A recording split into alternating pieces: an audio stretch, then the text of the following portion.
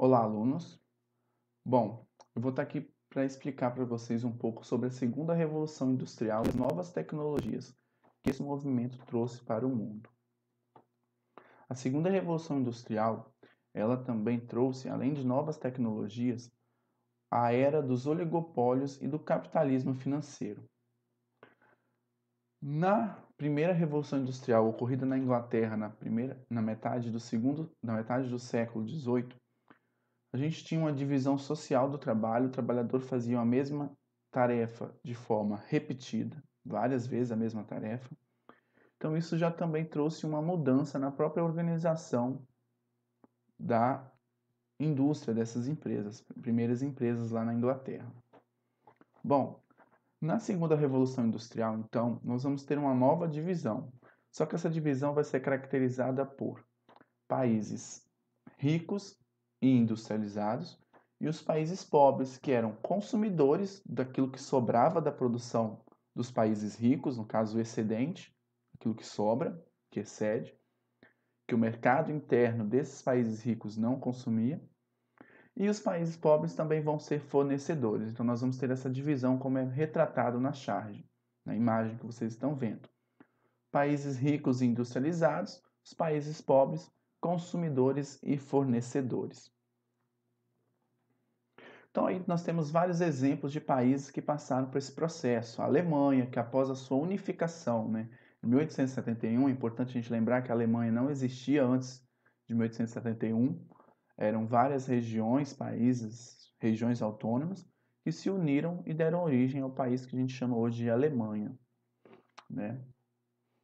Esse país, então, adotou uma série de medidas liberando recursos, protecionismo à sua indústria nacional, aumento de tarifas alfandegárias para evitar a importação de produtos estrangeiros, investimento na educação, criando um grupo de pessoas com formação técnica para trabalhar nessas indústrias.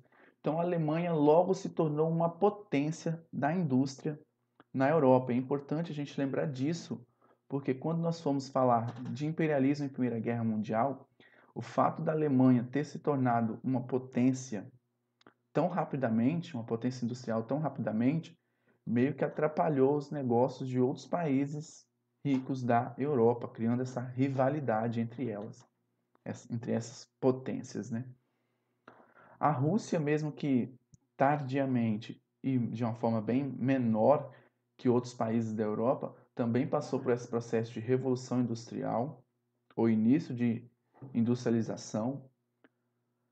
O Japão também, que era feudal, através da Revolução Meiji de 1860, o imperador ele consegue concentrar o poder nas suas mãos e investir na industrialização, reforma na educação, tratados com os países ocidentais, né? O Japão deixa de ser tão isolado, cria aí um grande desenvolvimento industrial que vai ficar nas mãos dos grupos chamados Zaibatsu, que eram grupos controlados por algumas famílias.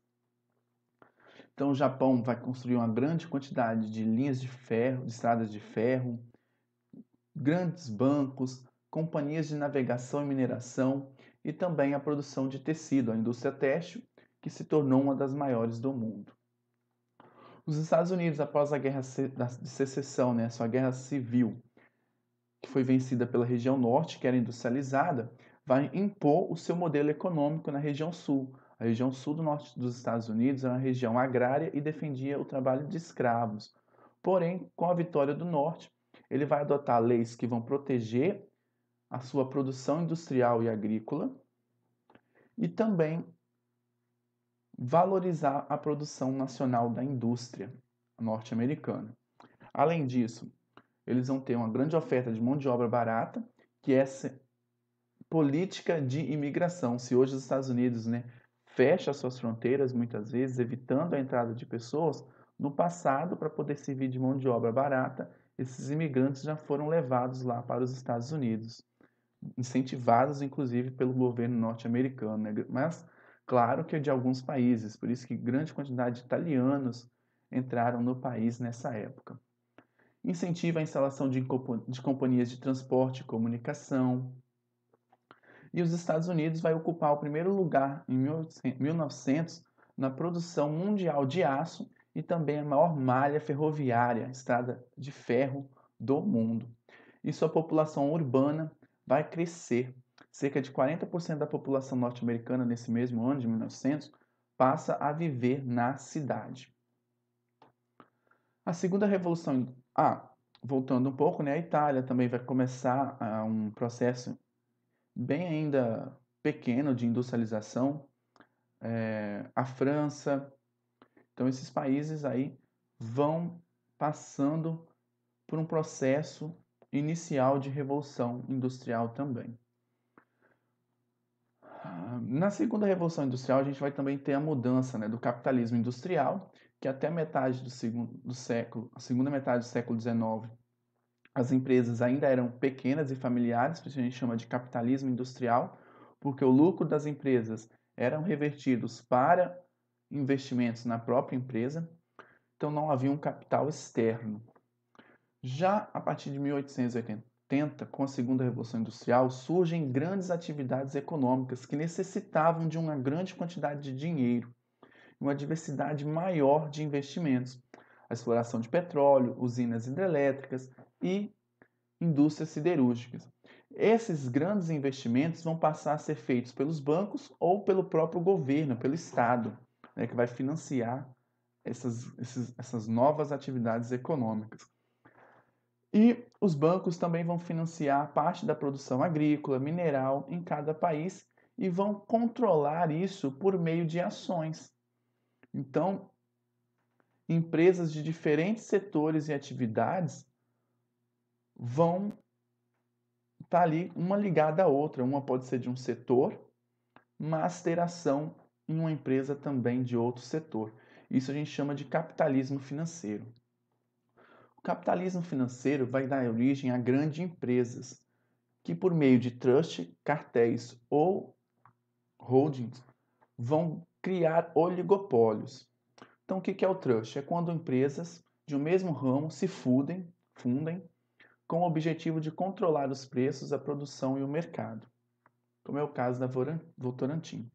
Já no cartel, é quando as empresas são independentes, mas mesmo assim elas montam um acordo ocasional, que vai ter uma duração de um tempo, para elas dividirem o mercado.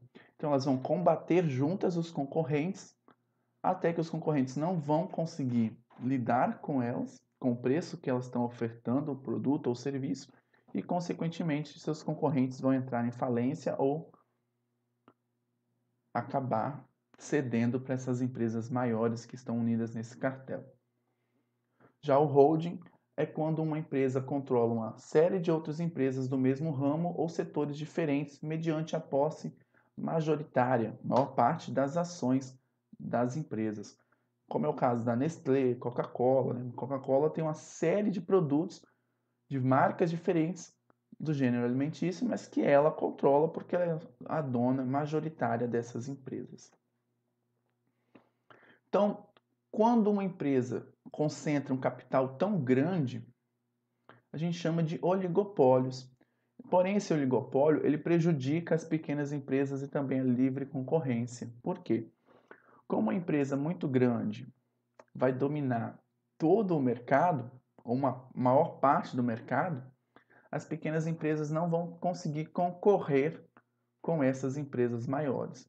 Isso prejudica os pequenos investidores e também as pequenas ou médias empresas, né, que não conseguem concorrer com os oligopólios. Durante a segunda revolução industrial, a gente também vai ter aí novas invenções, como o processo de Bessemer, que vai criar o aço, a empresa, a indústria siderúrgica, e o aço ele vai substituir o ferro em diferentes setores. Vão inventar também um motor de combustão interna, o petróleo, que era usado até o século XIX como tratamento medicinal, lubrificante, passa a ser usado em outras áreas. E em 1870, com a invenção do motor a combustão, que vai ser movido aí a gasolina ou a diesel. E no século XIX, no final do século XIX, então, o diesel vai substituir o vapor nas locomotivas e também em navios. Então aí inventam os automóveis e o petróleo se torna uma atividade muito rentável, né? Até hoje aí a gente vê até alguns conflitos que são derivados aí pela disputa por essas áreas onde se extrai o petróleo. Invenção do dínamo, que vai produzir a eletricidade, e o carvão vai sendo substituído pela eletricidade. E é importante a gente também lembrar que a eletricidade ela vai aumentar o tempo dos turnos nas indústrias. Por quê? A iluminação artificial vai ajudar que as empresas criem mais turnos. Então as pessoas podem trabalhar até tarde ou de madrugada, e isso vai aumentando a produção, criando um excedente que vai ser exportado para os países mais pobres. Transporte, comunicação, estradas de ferro, automóveis, telefone. Então, tudo isso também vai contribuir para uma grande mudança econômica e também social mundo afora. E os países ricos, então, vão exportar para os países pobres, dominar, às vezes, até economicamente, os países pobres. Porém, a segunda revolução industrial vai fazer com que os países ricos necessitem de matéria-prima, que nem sempre vai estar ali no seu país. Então, para importar essa matéria-prima, eles vão aonde? Nos países mais pobres. Então, em busca desse mercado, fornecedor de matéria-prima e consumidor dos seus produtos industrializados excedentes, vai surgir o neocolonialismo ou imperialismo, que é o tema da nossa próxima aula. Um abraço e até mais.